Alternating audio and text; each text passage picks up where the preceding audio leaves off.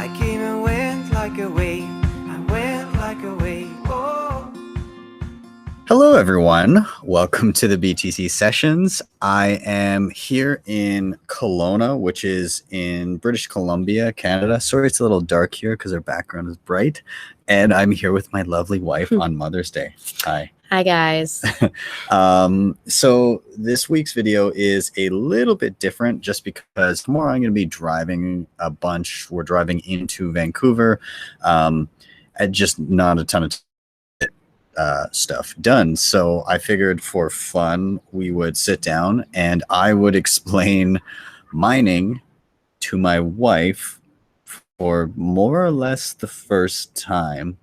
Yeah, pretty much. I think I've said things, but it's like when you're cooking or something and you're like, yeah, whatever. Yeah, there's probably a lot of things that you explained to me and yeah, goes over my head sometimes. Yeah, that's okay though. Hopefully you guys can hear us okay. Usually this is pretty decent with sound, but if we're quiet or you can't hear us, let us know. I've got the chat kind of off to the side here just in case. But yeah, let's go for it. Okay, so all right.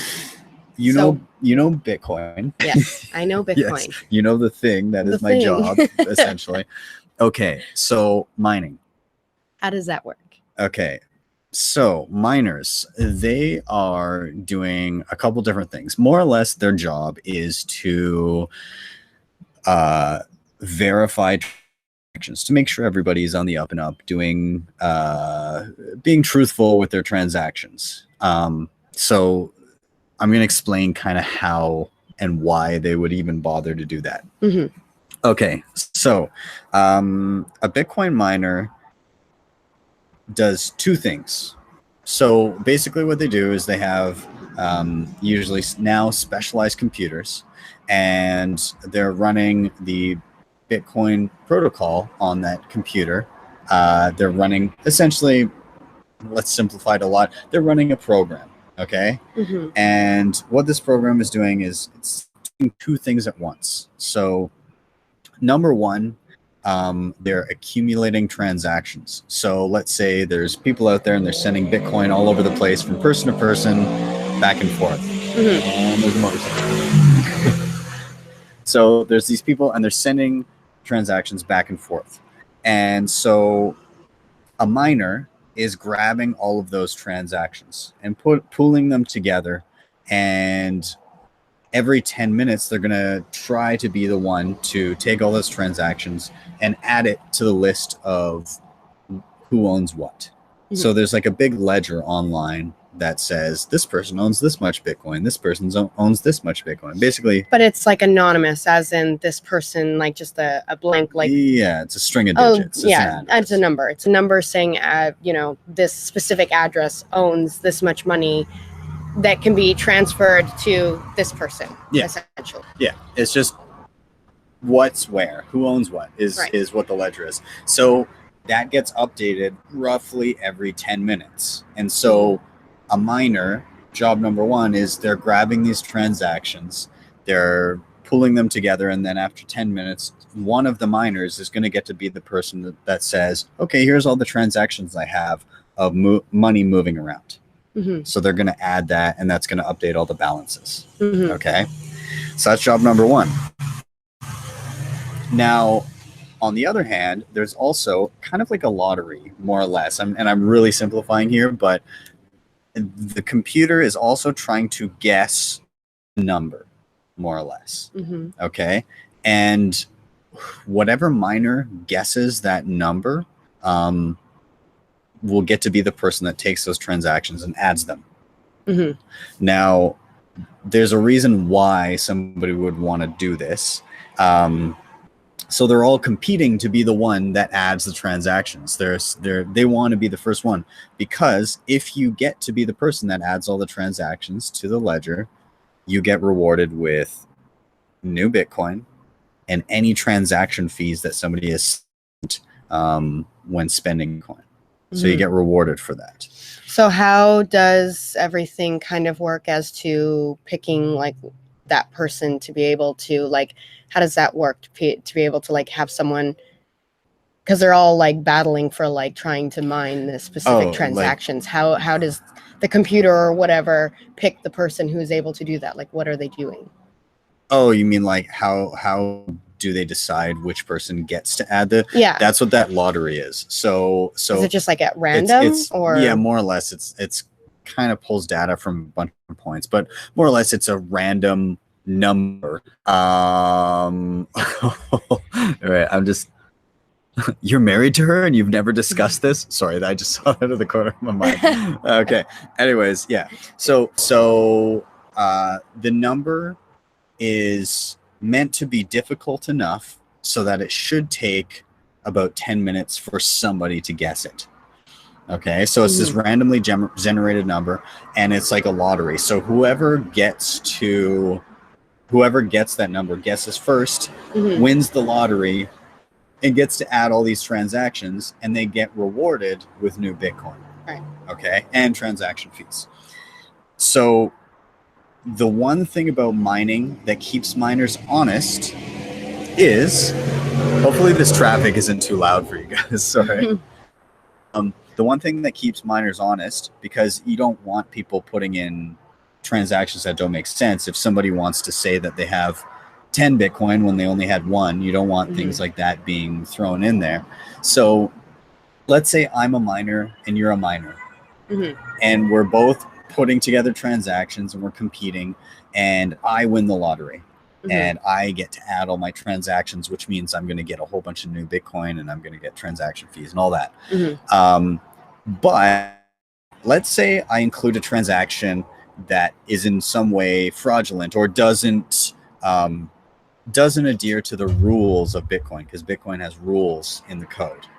So let's say somebody said that they had more Bitcoin than they really did. More or less, they created money out of nothing that shouldn't be there.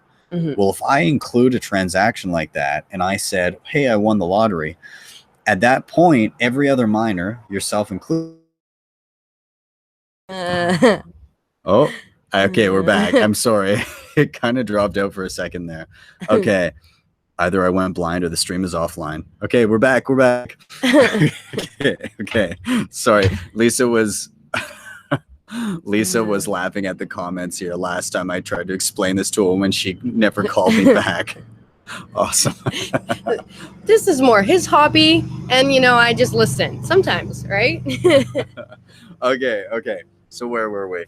I was explaining about if I tried to include something that was against the rules, like if somebody gave themselves extra Bitcoin or something like that. Right.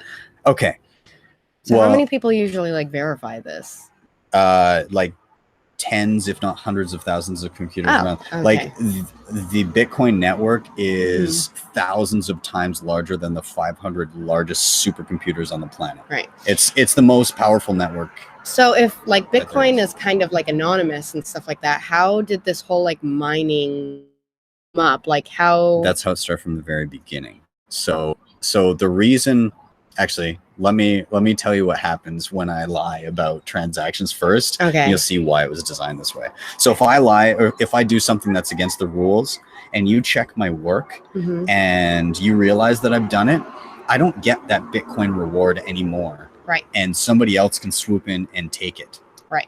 So it's in your it's in your best interest to try to do that. You're looking for a reason that I shouldn't get that Bitcoin. Right. So it's like self-policing. And I know, like with so many people checking my work, it's actually impossible for me to get something through that is against the rules. Right. So it's not at all in my interest to lie about that. Because it's just not going to happen, and I'm going to end up with no reward, and I've spent all this money on electricity and expensive computers and everything to do all this work, and I get zero reward. So I'm losing money by lying. So the network kind of self-polices. Now there's something else about that lottery that I was talking about. Remember how I said it should take about 10 minutes to guess that number? Well, at the beginning, there was basically two computers mining, two dudes with a couple laptops. Right. Okay. And that number had to be easy enough to guess that it would take two, pretty, crappy laptops about 10 minutes to guess it. Well, when, say, two extra people join on, so it's you and me only mining, and then all of a sudden two other people come up to our table and sit down and start mining, well, all of a sudden you've got twice the computing power, which means it should only take about 5 minutes to guess that number, because you got, twice the number of guesses happening in the same amount of time. So every 2 weeks or so, the difficulty of that guessing game will adjust depending on how many computers are there. So if all of a sudden there was two extra computers on and it's twice as easy to guess, well, in 2 weeks it's going to be twice as hard. Or rather, it won't be quite 2 weeks. It's based on blocks, which is a whole other thing. We're just going to glaze that over right now. I'm like, what? Yeah, we're gonna glaze that over. But okay, we're just gonna say 2 weeks. But more or less, if it becomes too easy, if very much simplified it, but you're gathering transactions as they happen, your sister sends Bitcoin to your brother and you pull that transaction and say, okay, in 10 minutes, if I win, then this goes onto the blockchain, the list of transactions. Okay. So, and if you get that, you win a reward. Now, are there things that I've just said that like, I have no idea? That block thing. Okay, the blocks. Should I dive in? Okay, maybe I'll just explain this a little bit. Okay, so a block is literally just a group of transactions that have been put together. So transactions don't get added one at a time. It's every 10 minutes when somebody guesses the right number, they get to add a block of transactions, a big chunk of transactions on. So they call that a block because they're all blocked together. Okay. A block is supposed to happen every 10 minutes, roughly. But like I said, if a couple extra computers join on, all of a sudden, it's twice as easy to guess it, then it will take about 5 minutes. Right. But if at the end of a certain number of blocks, it's been only taking 5 minutes, then the Bitcoin protocol knows it has to make that difficulty harder to bump it back up to 10 minutes again. Right. So when I say it won't be 2 weeks, it's because, if all of a sudden the number of computers in the network doubles trying to solve that problem, well, it's going to go faster through the number of blocks before it retargets how difficult that is. Right. I know that's a lot. I'm sorry. Okay. Isn't she a saint for sitting here? she is so patient. See, this was just his hobby that it started out, and now it's become this whole career thing. And I'm like, you just do your thing. So supportive. I love you. Okay, but like, how does this like whole program? How did this all get started and stuff? Like, in the sense of like, if everything's anonymous, how does like it all get started, right? So somebody like, with these computers and this program and this how did it? So in 2008, a dude. Satoshi. Okay. Right. You've heard the name Satoshi Your Nakamoto, right? Yes. Yeah. She knows my shirt, the one that says we're all Satoshi except for Craig Wright. Yeah, she knows that one. Okay. So Satoshi anonymously dropped this white paper explaining how Bitcoin would work. Right. And he had already worked out all of these rules. And the reason he worked out these rules is he realized there were a lot of ways that people could cheat. So that they could kind of game the system. So we set up all these checks and balances to try and make it so that you didn't have to trust somebody to know that the ledger of who owns what couldn't be so this anonymous guy basically created everything about it. Yeah, so he created it and said, okay, here's roughly how it's going to work. Here's my idea. Then he rolled it out and dropped the actual program so that people could like go in and audit the code, and it's called open source when you can look and see that it's doing what it's supposed to. And then he started running it with another guy, Hal Finney, which was like the second person to ever use Bitcoin. And then more and more people started joining in. And all they had to do was go and download his code. They could, again, audit it, check that it was doing what it says it was doing.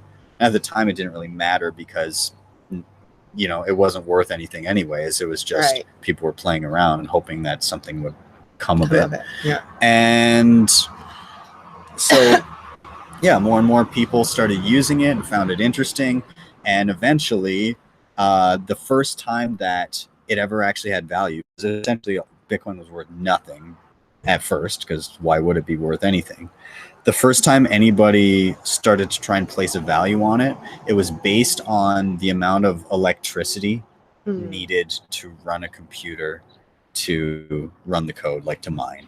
And so, and you know, every 10 minutes it was 50 Bitcoin were getting created. So people kind of started basing it on that and say, well, it cost me this much electricity roughly to mine 50 Bitcoin. And, you know, so it was fractions of a penny at the time. Right. And then, but now as more people are using it, everything's increased. Yeah. Yeah. Because the limited, you know, there's a limited supply. Yes. Yeah. You know that much. Yes. Okay. I know that. Yes. Yeah. So what other are there like other random things that you don't quite get? We're looking at the chat right now too. Yeah. I find this part like kind of my favorite part. Victoria. Oh, okay. Some legit questions here. How do I set up a Bitcoin account? My husband was big with this, but now I'm trying to learn more about Bitcoin and the meaning of it. And I see a few people have answered back. Yeah. And number 10, there were predecessors which led to Bitcoin, but Satoshi solved the double spend problem, etc., etc. Yes, I agree with that completely. There were other digital monies like DigiCash and BitGold and stuff like that. These were all things leading up to Bitcoin, but the problem with a lot of those were it was always a central point, like somebody had to be running it in order, and then it just gets back to the problem of like, well, a bank, somebody's ahead, like at the head of the bank, and you know, with power comes corruption and that kind of thing. So how do you get something where you don't have to have somebody in charge double checking everything that you have to trust, and still have cash that works on the internet? So that was what he solved, more or less, was with mining, with you and I double checking each other's work, and with an entire network of people making sure there's no BS going on. That's kind of what solved everything and suddenly allowed for this digital cash to run online without anybody, any one person or any group or entity having to govern it, really. So yeah. Sorry, Victoria. I see somebody recommended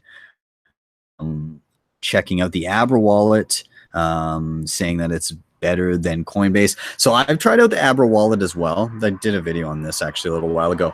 So here's the thing with Abra. You're able to, I should say it's great if you're using it for Bitcoin, because you can easily buy and sell Bitcoin if you're in the States. The problem with Abra is if you're getting into other coins, like if you want to get into Ethereum or Litecoin or some of those, when you switch into them, you don't actually get to take those coins out of Abra yourself. So Abra is how's it work? I'm trying to recall when I used it. More or less, they're kind of like they're not a custodial service where they hold your keys for you, but they do kind of, when you use Bitcoin to buy something else, you're not actually holding that other coin. It's like a contract that holds, it tracks the value of the coin that you bought. So like if I use Bitcoin on Abra, you look like you're confused by what I'm saying. It means I'm not explaining it well. Okay. Oh, no. I was reading. Okay. So if I have Bitcoin on Abra, I can take the Bitcoin out. If I have Bitcoin in Abra and I trade it for Litecoin, I can't take the Litecoin out. It's in a contract and it tracks the value. But if I want to take it out to a personal wallet, I need to switch it back to Bitcoin or to US dollars or whatever I'm going to do. So you can only take Bitcoin out of this wallet? Yeah. You can't take other ones out? Yeah. Is that like, what do you mean a contract? So it's like you're taking your Bitcoin, you're locking it up and the company is saying, okay, we've taken your Bitcoin, we bought Litecoin with it, but we don't have a functioning wallet for you to take it out for yourself. So we're tracking the value of Litecoin for you. So it's like holding Litecoin. If you want to speculate on the price and think it's going to go up faster than Bitcoin, then you would do that. But you don't actually get to take your Litecoin out or whatever other coin. Oh, well, that kind of sucks. Yeah. And I agree. It's a good tool if you just want to kind of speculate on it, but if you actually want to use the currency that you're switching into, then you have to go elsewhere. How do I say your name? Vention? Vention 1, I guess. I'm a maximalist. I am a maximalist as well. A maximalist, what's that? believes a Bitcoin maximalist is more or less somebody that thinks that Bitcoin is really the only necessary digital currency, and that all of the other ones are kind of like redundant. You don't really need them, and everything will eventually be built on top of Bitcoin. I do think that, but I also think there is a place for some other coins out there. Right. Do I find value in many of them? Not really. I might use them to speculate a little bit and try and make more Bitcoin. I think Bitcoin in the end will be the most secure and most used and best.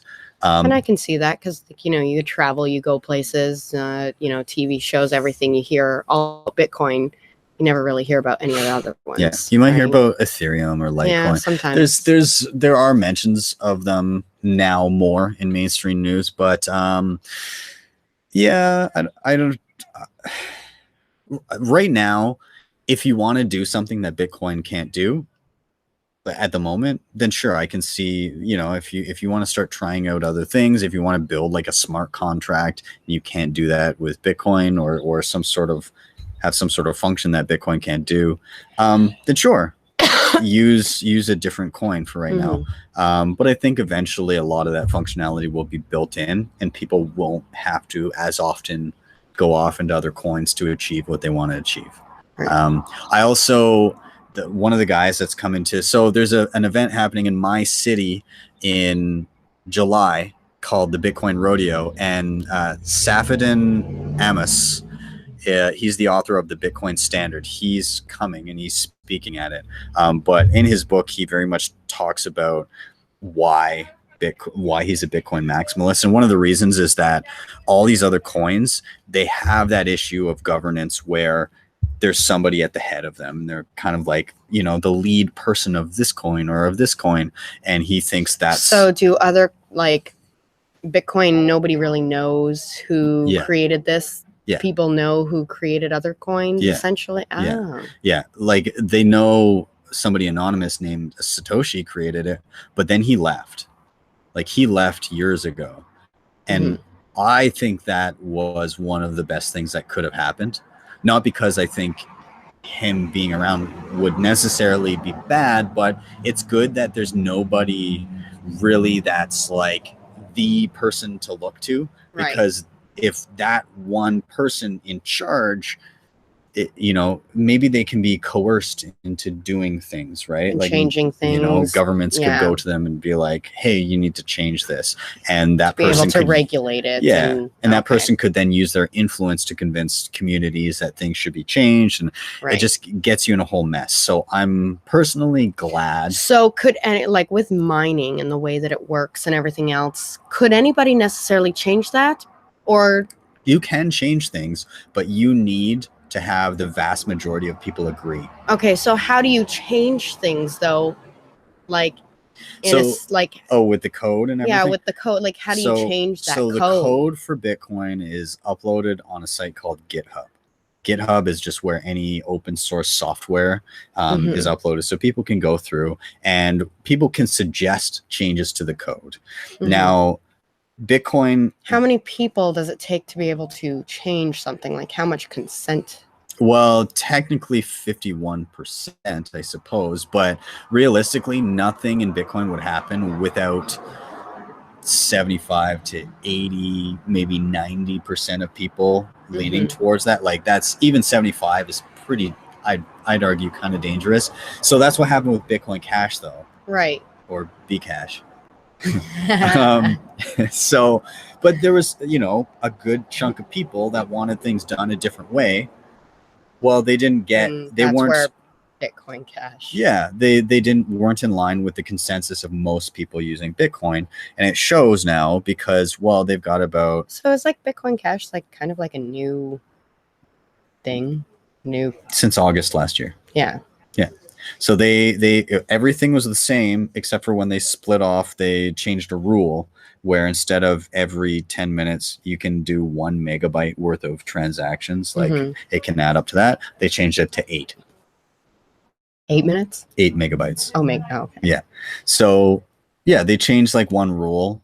There were reasons why a lot of people didn't want to do that, and there were reasons why some people did want to do it.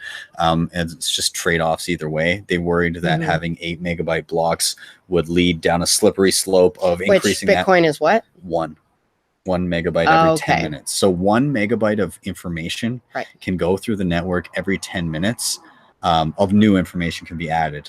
Right. So that just whether it's quicker or slower, that kind of thing. Yeah, not so much speed, but like, I mean, kind of. But how many transactions can you add every 10 minutes? So if all the transactions that are done over 10 minutes is 2 megabytes, well, half of that can get through.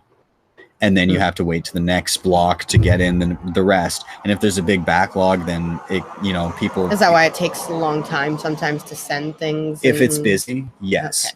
But they've done other things to make it more efficient. So they did something called SegWit, so that the transactions, I won't over-explain it, but it made it so that you could fit more of them into 1 megabyte. Okay. More or less. It kind of is how it works. But yeah, more or less. They made it so without having to change that 1 in the code, they made it so that you could fit more transactions. Okay. Lightning Network is something built on top of Bitcoin where, some Bitcoin gets locked up in a contract, and then you can do all these extra transactions. And then when you were done with them, you go back to the kind of the main layer of Bitcoin and settle that transaction. So like if you were a bar, I could walk in and say like, hey, I want a tab for $100.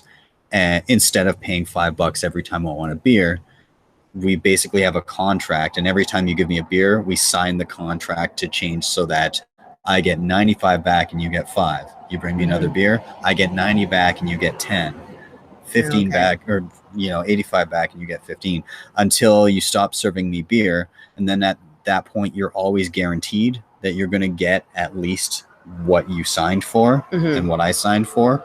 And if I say I don't want to sign a new contract, well, then you don't give me beer. You can just close it. And you get how much you need, I get how much I need. We did a whole bunch of different transactions, but on Bitcoin, really only 1 transaction happens. Oh, okay. Technically 2, but I'm just simplifying. Yeah. Okay. Okay. Let's take a look at what some people are saying. I got to wrap this up quick because I'm tethering from my phone right now, and God, I'm probably destroying. It's getting a little dark. Speaking of beer, mine's empty. Oh yeah, I think I'm gonna. Oh, I don't have any beer. We have rum. We have rum. I like how explosive diarrhea is here. Okay, so yeah, Victoria. A lot of the people in here are giving you some pretty good pointers of where to go, but feel free to peruse through my old videos of anything you're looking for as well. Yeah. Sorry. I'm just reading this last one. I've got the bottom one. This. Oh, okay. Harry said, Ben, I have got the fear if my wallet company runs away with my secret keys, throw some light to remove the unwarranted fear. So, Harry, there's a few things to know about wallets. You can have a few different types of wallets. So, something like Coinbase, that's a custodial wallet. That means that it's essentially a bank.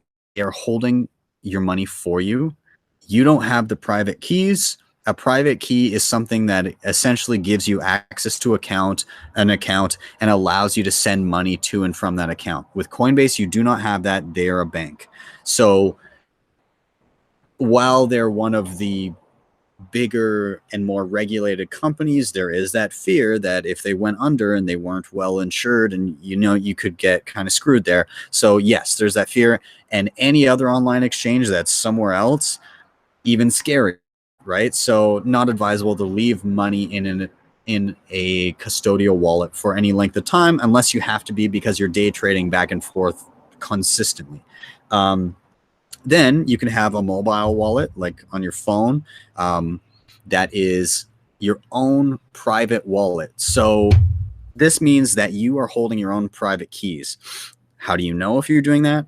Well, likely when you set up the wallet, you're going to write down a backup phrase, which is like 12 to 24 words, a random jumble of words, and you write it down, you keep it somewhere safe, and then you have it on your phone as well. Now, this is a good measure of whether or not it's a custodial wallet or whether you're holding your own private keys. In that instance, if you've written down a series of words and that's your backup, no company has your keys. Especially, I mean, you got to double check for each use case, but if that's the case, odds are you are holding your own private keys. There's no company that can steal that from you. They're not storing it themselves. In fact, if you were to lose your private key, delete your app, and lose your backup phrase, that company can do nothing for you because they have no access to your funds. Outside of that, there's also hardware wallets, which are little devices, like USB-sized devices like the Trezor and the Ledger and a few others. And those things are the same, but your private key that gives you access to your account is located on the device. And when you plug it in, it never shares the private key with your computer or your phone. So it gives that extra layer of security. Whereas if you have a private key on your phone, well, if somebody targets you specifically and hacks your phone, maybe they could get access to your keys. Okay, what's I always happening sit here and there? giggle at everybody's comments. You're Lisa laughing. So anyways, Harry, just get yourself, first of all, if you're starting with small amounts, get yourself a wallet on your phone where you have to write down a backup phrase, and then you're the only one with those keys. But beyond that, get yourself a Trezor or a Ledger or some sort of a device. As soon as you start having more funds than you would be comfortable parting with, within reason, some of these devices are $100, $200. So if you're holding like 500, it doesn't really justify buying $100 device to secure that. But if you have thousands of dollars, then, then it's time to start looking.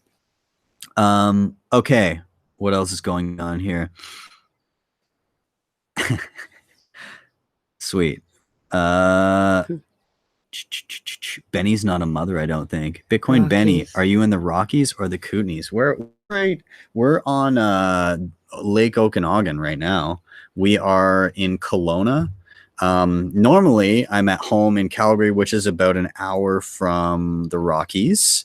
But yeah, we've been driving through BC the past day, and tomorrow we drive from Kelowna to Vancouver. I'm going to be in Vancouver for 4 or 5 days. I'm there till Friday, and then we're going to Osoyoos, which is where my aunt is, and she gets to meet my baby for the first first time. Yes, ours. The mom's here. Baby mama's here. Yeah, so I love that. He's a mother lover, though. I'm a mother lover, you're a mother lover, we should be each other's mothers. Yeah, so guys, thanks. I think I gotta wrap this up because again, I'm tethering right now because it's getting a little dark here. Yeah, and it's getting a little dark. I'm gonna wrap this up. I think I'm gonna take this actually offline, and I'm gonna put a bumper on it, like my little intro, because we did some fun stuff today, and good singing. All right, yeah, but I'm gonna take this offline. I'll re-upload it tomorrow morning with a little bit of an intro because I like to do that. But anyways, guys, thank you very much for popping in. This was fun, and happy Mother's Day to Lisa. Thanks. And we'll see you guys soon. This will be my Monday video because again, I'm driving tomorrow, so I not much time for anything else. But also, before I log out, everybody that's in right now, I'm doing I'm gonna start playing around with this app because it's a live streaming app that allows you to get paid in crypto. So it actually pays out in Ether, and then you can change that up for whatever you want. That's not live yet, but that'll be happening in a couple weeks. It's called Rise, R-I-Z-E. It's from the same people that do the app called YouNow. But anyways, I'm gonna start trying that out and seeing how that goes, because I love the idea of, you know, potentially monetizing through crypto for a streaming app. And then if that works, then I'm gonna start live streaming more. But take a peek at it, see if it's any good, and then let me know. But anyways, that I'll post more about that in the future. Thank you guys very much. Hit like and subscribe, and I'll see you guys next time. Bye. See ya.